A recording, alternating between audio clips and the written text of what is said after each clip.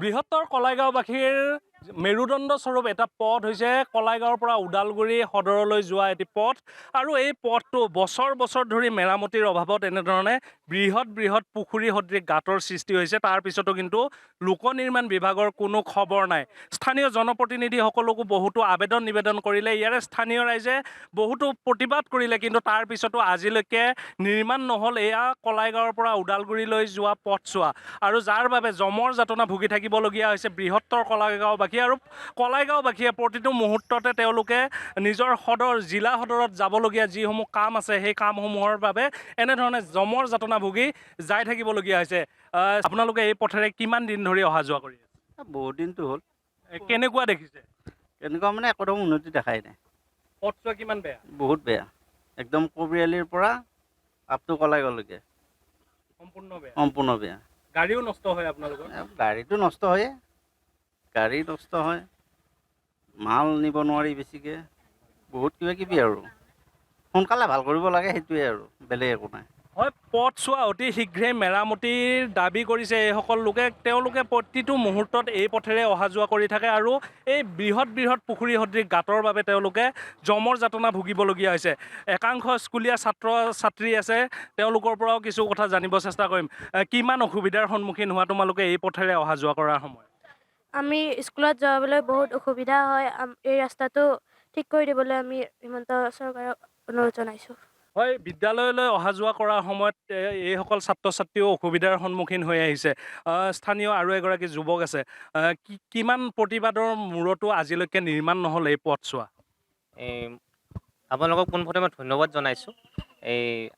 যে আমাৰ এই অঞ্চলটোৰ বাতৰি বাৰে বাৰে প্ৰচাৰ কৰি আছে, বৰ ধন্যবাদ জনাইছোঁ। কিন্তু চৰকাৰলৈ আমাৰ বৰ আক্ষেপ আছে, বৰ দুখেৰে তেওঁলোকক অনুৰোধ কৰিছোঁ। মই আগতেও কৈছোঁ, একবিংশ শতিকাত আমি যে বাস কৰি আছোঁ, এই পথছোৱা দেখিলে কিন্তু আমাৰ বিশ্বাস নহয়। এতিয়া অসমৰ ঘাইপথত এৰোপ্লেন পৰে, যুদ্ধ জাহাজ পৰে, কিন্তু আমাৰ এই কলাইগাঁও ওদালগুৰি পথটোত চাইকেল চলাই যোৱাও উপযুক্ত ব্যৱস্থা নাই। এই অকণমান আগতে ল'ৰা ছোৱালীসকলে দেখিছে বা আপোনালোকে দেখি আছে কেনেকুৱা জমৰ যাতনাত তেওঁলোক অহা যোৱা কৰে। বাকীখিনি নকয়েই, এই ৰাস্তাটোৰে হাজাৰ দৈনিক গাড়ী পাৰ হয়। অৰুণাচল ভূটানলৈ গাড়ীবোৰ পাৰ হয়, তাৰে কিছুমান গাড়ী দুৰ্ঘটনাগ্ৰস্ত হয়। অকণমান আগত দেখিব কালভাৰ এটাৰ ওপৰতেই মানে এটা মস্ত গাঁত হৈ আছে। তাত কিছুদিন আগতো মানে এখন গাড়ী ৰাতিয়েই বাগৰি পৰিল। মই স্থানীয় যুৱক হিচাপে বা মোৰ ঘৰৰ ওচৰতেই বাবে মই ৰাতিও উঠি যাবলগীয়া হয়, যাতে মানৱীয়তাৰ খাতিৰত। এটা অনুৰোধ কৰিছোঁ, আমি আচলতে আৰু প্ৰতিবাদ কৰিব আৰু ইচ্ছা নাই, যিহেতুকে আমাৰ হিমন্ত চৰকাৰে বহুতখিনি মানে কৰিয়ে গৈ আছে, বা বিভাগীয় কৰ্তৃপক্ষই কি কাৰণত আমাক কয় বোলে কিবা টেকনিকেল প্ৰব্লেম আছে। মানে এই কামটো BTC চৰকাৰৰ পৰা কৰিছিল, তাৰপিছত BTC চৰকাৰে আগৰ ঠিকাদাৰক বিল নিদিলে, সেইকাৰণে নতুনকৈ NOC দিব নোৱাৰে। আমি হ'লো সাধাৰণ খাটি খোৱা ৰাইজ, আমাক উন্নয়ন লাগে। এই ৰঙা ফিটাৰ মেৰপাছবোৰ আমাক দেখুৱাই অফিচাৰসকলক কৈছোঁ, অনুৰোধ কৰিছোঁ, কৰজোৰে অনুৰোধ কৰিছোঁ, এই ৰঙা ফিটাৰ মেৰপাকবোৰ এৰক, ক'ৰ NOC লাগে তেওঁলোকে ব্যৱস্থা কৰক। আগৰ ঠিকাদাৰৰ পইচা দিয়া নাই, তেওঁলোকে দিয়ক। সেই বুলি আমি এতিয়া এনেকৈ ভুগি থাকিব নোৱাৰোঁ। এতিয়াৰ পিছত আমাৰ আগৰ কলেজেও কৈছে, আমাৰ যুৱ ছাত্ৰ পৰিষদৰ পৰা এটাই দাবী থাকিব, ইয়াৰ পিছতো যদি আমাৰ কোনো ধৰণৰ গা নলৰে, আমি মুণ্ডনৰ দৰে কাৰ্যসূচী ল'বলৈ বাধ্য হ'ম। তাৰ কাৰণে যেন চৰকাৰ আমাক দোষাৰোপ নকৰে, বিভাগীয় কৰ্তৃপক্ষ সাজু থাকক। আমি মুণ্ডন কাৰ্যসূচী আৰু এমাহৰ বা দুমাহৰ ভিতৰত আমি অপেক্ষা কৰিম। আগন্তুক জুলাই মাহৰ শেষলৈ আমি অপেক্ষা কৰিম। যদি কিবা সদুত্তৰ আমি পাওঁ, নহ'লে আমি মুণ্ডনৰ দৰে কাৰ্যসূচী ল'বলৈ কিন্তু বাধ্য হ'ম। হয়, নিউজ লাইভ অহাৰ লগে লগে এইসকল ৰাইজ ওলাই আহিছে, আই মাতৃসকলো ওলাই আহিছে।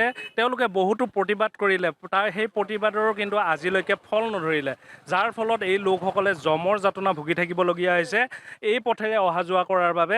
আৰু এইটো হৈছে মূল পথ, কলাইগাঁৱৰ পৰা ওদালগুৰি জিলা সদৰলৈ যোৱা এটা মূল পথ। এগৰাকী আইতা আছে, আপুনি কিমান অসুবিধাৰ সন্মুখীন হৈছে এই পথছোৱাৰ বাবে? বহুত অসুবিধাৰ সন্মুখীন হৈছোঁ। ল'ৰা ছোৱালী ইয়াতে যাব আহি বাগৰি পৰে, চাইকেলত পানী। আজি বহুত বছৰ ধৰি, আৰু এইটো যাতায়াত আমাৰ বহুত দীঘলীয়া। ভূটানৰ পৰা অৰুণাচলৰ পৰা গাড়ী অহা যোৱা কৰে, ডেইলি হাজাৰ গাড়ী। তেনেস্থলত আজিলৈকে ৰাস্তাটো হোৱা নাই। বহুতবাৰ প্ৰতিবাদো কৰিছোঁ, তথাপিতো কাণ সাৰ নাই চৰকাৰৰ। এতিয়া মই নতুন চৰকাৰক অনুৰোধ কৰিছোঁ যাতে আমাক ৰাস্তাটো সোনকালে কৰি দিয়ে, এইটোৱে। হয়, নতুন চৰকাৰখনলৈ আবেদন থাকিব এই পথছোৱাত যাতে অতি শীঘ্ৰে নিৰ্মাণ কৰি দিয়ে, কিয়নো এইটো এটা মূল পথ। কলাইগাঁওবাসীৰ বাবে এইটো মেৰুদণ্ড স্বৰূপ বুলি ক'ব লাগিব, কিয়নো জিলা সদৰলৈ যোৱা এইটো হৈছে ঘাইপথ। আৰু এই ঘাইপথছোৱা আজি মেৰামতি অবিহনে এনেধৰণে বৃহৎ পুখুৰী সদৃশ গাঁতৰ সৃষ্টি হৈছে, কিন্তু তাৰ পিছতো লোক নিৰ্মাণ বিভাগে বিভিন্ন অজুহাত দেখাই বিভিন্ন অজুহাতৰ ফলত এনেধৰণে নিৰ্মাণ নোহোৱাকৈ পৰি আছে এই কলাইগাঁৱৰ পৰা ওদালগুৰিলৈ যোৱা পথছোৱা।